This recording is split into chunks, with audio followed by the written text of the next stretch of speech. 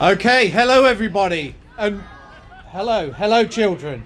What a fantastic day, what a fantastic morning it is today in the beautiful settings of Abington Park here in the centre of Northampton for what is going to be a real special little service and celebration, because today is the very first social care day of remembrance and reflection, and all of us and many of us have experienced such a difficult time through COVID, and it is really important that we remember and acknowledge and value the roles that carers have played all the way through supporting some of our many vulnerable residents and people throughout the whole of the pandemic. So it's fantastic to see some younger children here. It's fantastic to see some not quite younger people here as well, but it's great that everybody can make it here on this beautiful morning. And thankfully we've not got the weather we had yesterday. It was very damp and it would have been a little bit miserable, wouldn't it? But it is brilliant that we've got this celebration today, and I hope everybody can participate, take part, and we're going to have a fantastic little session. So without any further ado, I'm going to introduce the Deputy Chief Executive and Executive Director of Adults, Communities and Wellbeing at West Northamptonshire Council, Stuart Lackenby. Stuart. Thank you, Councillor Golby. Wow, I don't think we could have kind of hoped for a beautiful day as this. It's a good job it wasn't yesterday, or we'd have all been a bit wet. So, as Matt introduced me, my name's Stuart Lackenby. I've got the longest job title in the world, so I'm not going to say that again. First of all, thank you all for coming and gathering here today on what is such a beautiful spring day. March the 17th will be forever recognised as the Social Care Day of Remembrance and Reflection, alongside St Patrick's Day. Thank you once again to all of you who have taken time out of your busy days to come together. This is something we haven't been able to do for such a long time. Thank you also to the school children who have joined us, who hopefully will join us in song later, and we'll have an opportunity to plant some tulips. This kind of event is really important to me personally. So I've spent all my entire adult life working within adult social care. I was a support worker working with people with learning disabilities when I was 17. I then went on to be a social worker, and I've kind of continued to support adults with care and support needs probably for the last 20 odd years. And I think the notion of being able for us nationally and locally to recognise the real difference that adult social care makes in the lives of some of the most vulnerable people in our communities is massive. So I just want to thank everybody for coming along today in that sense. So the purpose of this morning's service, as you all know, is to offer thanks to the hundreds of social care workers in our country who provided crucial care and support over the last 2 years of the pandemic, and for all those many social care workers who continue to do so on a day-to-day basis. This hasn't got any easier. We also need to remember some of those workers who tragically lost their lives due to coronavirus. If we were all to close our eyes and cast our minds back to March 2020, I doubt any of us would have imagined what we were to face in the days and months ahead. None of us would have predicted the challenges of what we were about to see. A virus that we knew nothing about. Lockdown after lockdown. Long queues for empty shelves. It was also a time when we did actually start to come together in different ways. Our children drew and put rainbows in the windows of our homes. We clapped weekly on our doorsteps. Friends, neighbours and often strangers showed acts of unforgettable kindness. But it was also a time of overwhelming uncertainty, upset and fear.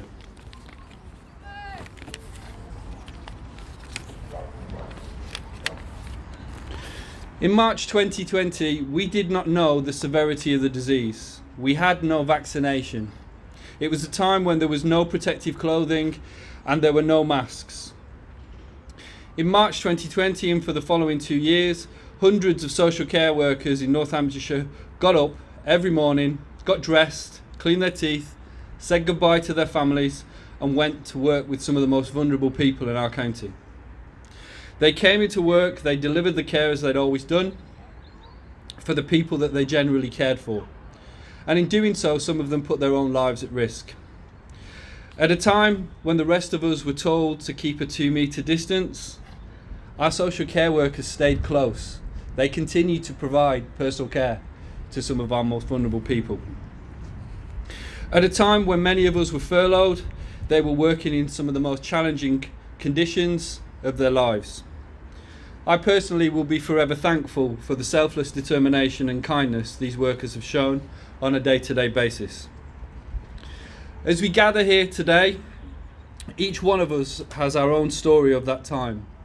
Each one of us now carries the pain and trauma of the past 2 years, and many of us sadly carry the loss of loved ones who died as a result of coronavirus.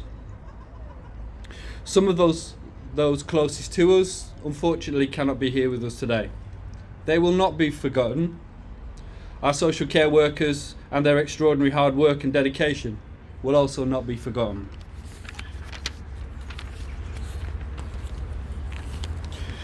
We will never forget what they did, and today marks the first Remembrance and Reflection Day in honour of the people who put others before themselves. I'd now like you to join me for a minute's silence, please. We'll start now.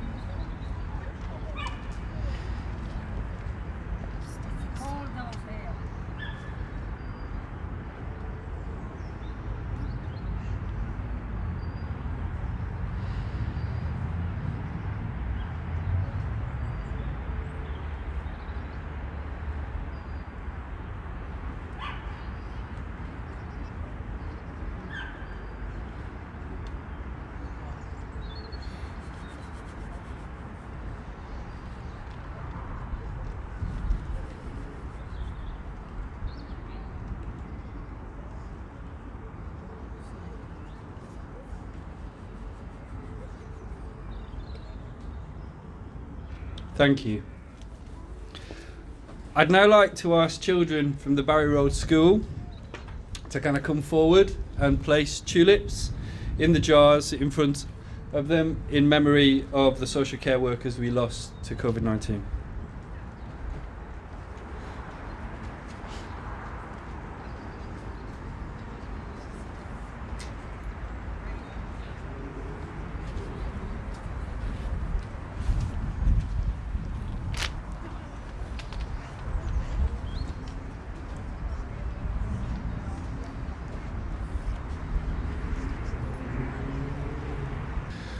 We will now hear some words from those who worked and lived through the pandemic, spoken by those close to them.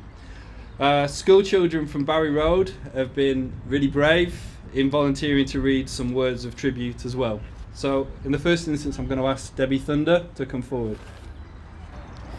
As a manager of an elderly care setting during COVID, it was hard, it was scary, but rewarding. As the team became the thin blue line, yes, our scrubs were blue and most of us weren't thin, we tried our best. At first, with no testing available and with no treatments, it was like looking down a black hole. We didn't know where the bottom was and we had no clue how long it would go on for. Ambulances would arrive at my service, taking away those we cared for and built up relationships with, knowing that they would probably never return to us. It didn't matter what they were admitted for, so we did all we could to keep the people we cared for as well as we could. We worked with the district nurses to sharpen our skills and our knowledge, as the doctor's surgery was off limits to us, and the doctors worked from the surgeries and providing us with advice and support. When the time came to say goodbye, Zoom calls were made where the tear-stained faces of the son, the daughter, the spouse expressed their love, but always saying sorry that they couldn't be there for them when they needed them most. Okay, I'll put it that side. When it needed them most. Everyone was too scared to come to the home, But the team arrived every day and with their changing bags, their masks, their aprons and their hand gel, and made sure it was business as usual for those we cared for, as much as we could. The outside world knew our challenges and our fears, but only those within our walls knew that we hunkered down with the old Blitz spirit. We supported our residents as they laughed, they cried, they sang and they danced. We celebrated births of grandchildren and great-grandchildren, sharing pictures and videos of the new arrival and their happy parents with a promise that they would see them as soon as they could. Little did we know that some of those children were starting nursery by the time that would arrive. We celebrated birthdays, including a 100th birthday with cake and bubbly and singing. We were supported by the community with deliveries arriving at our door of pizzas, scrubs, fruit, chocolate, flowers from people we'd never met. The first Christmas, the community organised collections which were delivered to the home the week before Christmas with gifts for everyone, both staff and residents. We felt loved and supported. Even the weekly clap for carers made us feel that we were doing something very special. And then we tested, and we tested, and we tested. And we looked for those results as if they were the winner lottery numbers. Every week we breathed a sigh of relief as we made it through intact through another round of tests. Others weren't so lucky. Our sister homes lost residents by the dozens, and staff were taken for just earning a living and doing the best they could. One of my colleagues was supporting her team. She caught COVID and we lost her too. Every time we knew it could have been us. It could have been me. It could have been any of us. We cried. We all cried. We cried a lot. Then the vaccinations came and it offered us a way out. When I asked one of my residents if she was willing to be vaccinated, her response was, "You have done so much to keep us safe. It's the least we can do for you." Then the clapping stopped and things started to change. People became numbers and fingers were pointed like any of us really knew what we were doing. In the face of a worldwide pandemic, we made it up as we went along, and for the most part, praying for good news when we never heard whenever we heard the daily updates and we saw the scientists and the famous "next slide please." And now we can take time to pause and reflect. To the outside world, we have become ordinary again, but to this home manager, those who supported our most vulnerable in society were and always will be superheroes. To quote a great man who once said, "Never was so much owed by so many to so few." We may never have flown a fighter plane, but we looked death in the eye and it blinked first.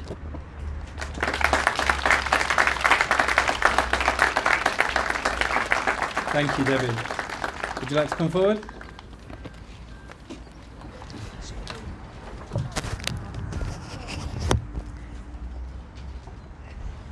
Remembrance. Remember the news, the fear and trepidation. Everything we knew had changed. Mornings were still, the world so quiet. Each of us becoming estranged. Moments of strength, camaraderie and joy. Being once again free of constraint. Remember the news, the fear and trepidation, and those memories will become faint. New seasons are upon us. Spring tulips represent love, coming to remember each of us here afar and those that rest above. What's your name, sorry? Thank you, Ava. Would you like to come forward? Do you want to say your name? Ruth, This is Ruth. yeah. Thank you. My mum was social worker helping people in her community. My aunt a social care worker that helps everybody. My aunt a frontline worker that supports people in their homes. My aunt an ambulance driver who started her role during COVID. My family that makes me feel so proud. Thank you, Ruth.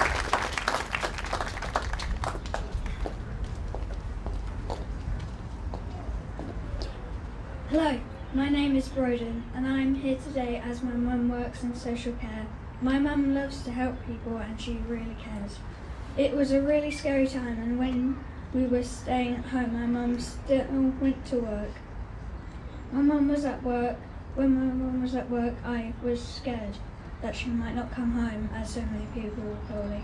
My mum needed to go to work so that she could help support people. One time my mum missed the cap for carers, and when she came home, my dad, brother, sister and I stood outside. When she came home, we clapped for her. When my mum was at work, I really missed her and I could not wait for her to come home. But I know that my mum needed to be at work and worked really hard to support others. Thank you. Can I now ask Sarah?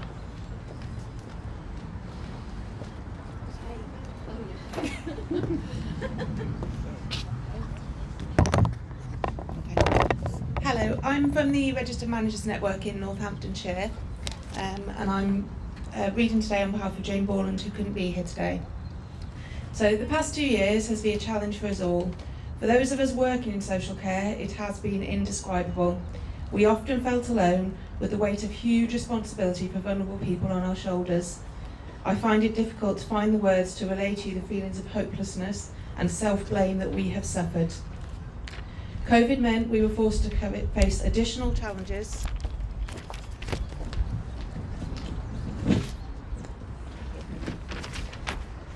COVID meant we were forced to face additional challenges with incredible intensity while continuing to carry on our normal responsibilities and protecting those in our care.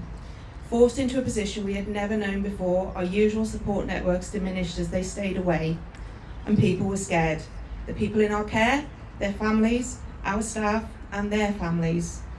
The media portrayed care homes as war zones while we were forced to close our doors to protect vulnerable people. We tried our best to reassure, to communicate, to keep people busy and happy and to stay positive. But people were dying. They weren't ready to die and it wasn't their time. Most care staff have considerable experience of death, but it does not make each death any easier to cope with. Some were dying without their families, carers taking on the role of loved ones. The pain of facing people taking their last breath, knowing that it wasn't how it was supposed to be.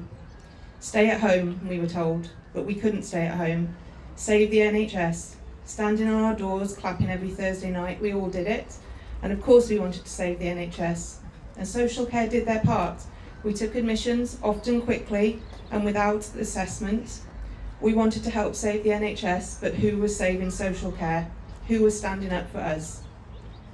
We suddenly started to hear the word resilience a lot. Resilience is the process of effectively negotiating, adapting to, or managing significant sources of stress and trauma. And we did that. Social care adapted, social care managed. It negotiated significant stress and significant trauma. But there is an idea that resilience is akin to a superpower, and that if you're resilient, it shields you from the strife and the despair of the stress and the trauma. So we do not want to be resilient. We want to have the good support around us, around social care, and the recognition so we don't have to get to this point of being resilient and keeping calm and carrying on our own. I am incredibly proud to work in part of social care. I'm incredibly proud of the work that goes on across this county in social care in lots of different settings. And I am incredibly proud of what we have all achieved the last 2 years. I'm proud to stand here today as part of the Registered Managers Network and stand up for social care. For all of the carers, for all of the staff who have selflessly carried on the last 2 years and risked their lives to care for others. Thank you.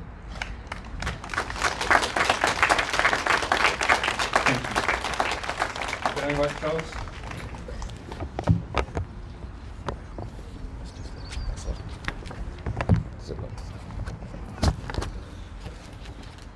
I'm going to read out two short pieces here.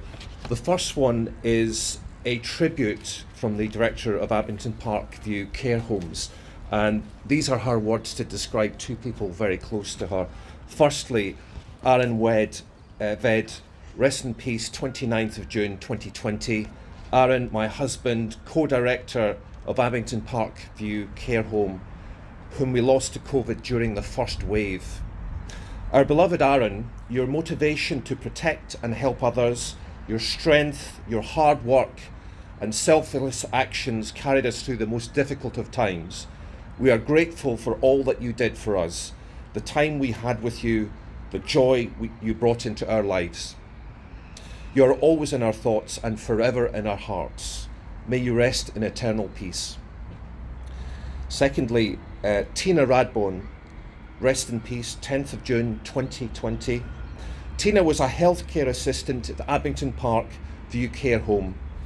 Our dearest Tina, such a trooper, you soldiered on until the end, doing what you did best. Your passion for caring for others and empathy for those with dementia became your purpose, became your fight. Thank you for all your care and bravery. It was an honour to have known you, a privilege to have worked alongside you. May you rest in eternal peace, our dear friend, a beautiful soul. On the 7th of May, at the height of an outbreak at Abington Park View Care Home, much loved and valued care worker Tina Radbone wrote this poem. She then shared it with the team. She sadly died less than a month later. She wrote, "My poem for you all. Each day I go into work hoping everything is okay. While they are isolated in their rooms, we try to keep them safe. Do they understand their fate? They remember their past, but not the present. They're scared and unsure and need a friend, while this country is on the mend. So while their families aren't allowed in, we take on that role and we will win. Sometimes they're vulnerable and unable to cope. We are there to give them hope. If I could make dementia go away so they could remember every day, with all the love we share, it just shows who really cares. So, my little friends, stay safe until this nightmare ends."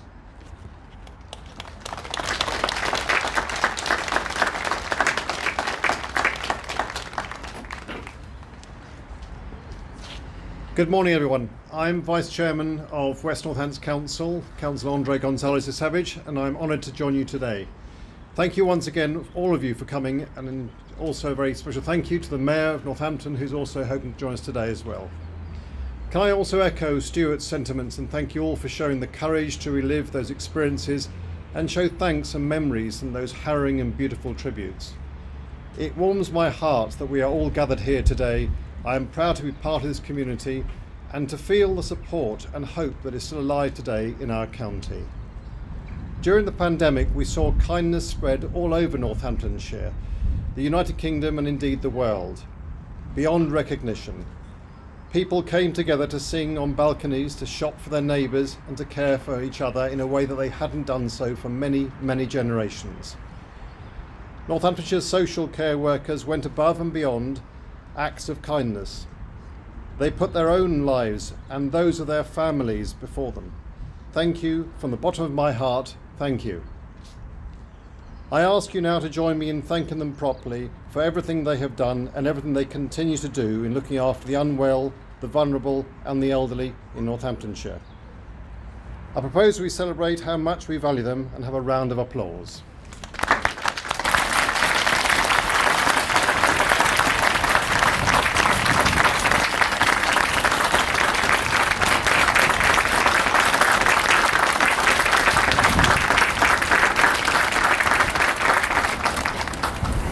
Now we have clapped, we are going to sing. Let's join together and enjoy the moment together today, a very special day in our calendar and going forward also. To close this ceremony with some hope for the future and in celebration of the lives lost and those given in service to this community. Thank you. Who remembers the Beatles? Louder cheer, come on. Good. This is In My Life.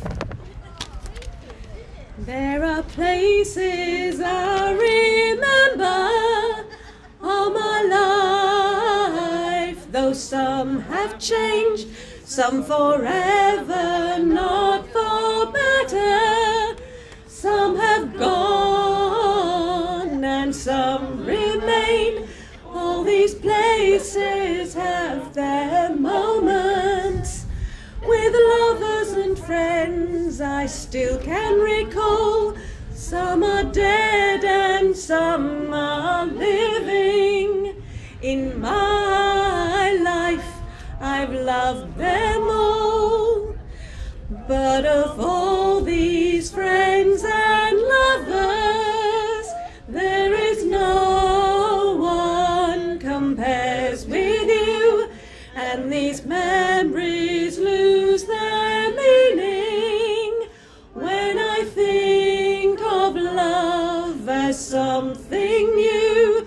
Though I know I'll never lose affection for people and things that went before, I know I'll often stop and think about them.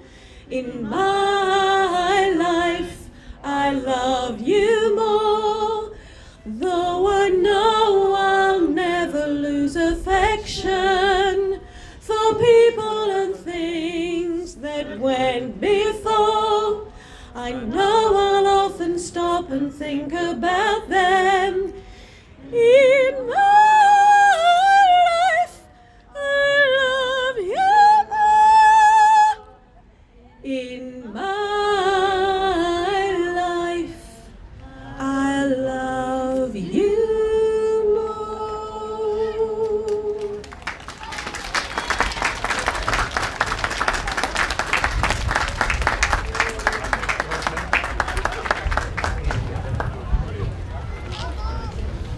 Okay, well, thank you. And thank you all for coming today and joining together to remember and reflect on the social care workers who gave their hours, days, weeks, months, now years, and for some, their lives for this country in the service of care for others.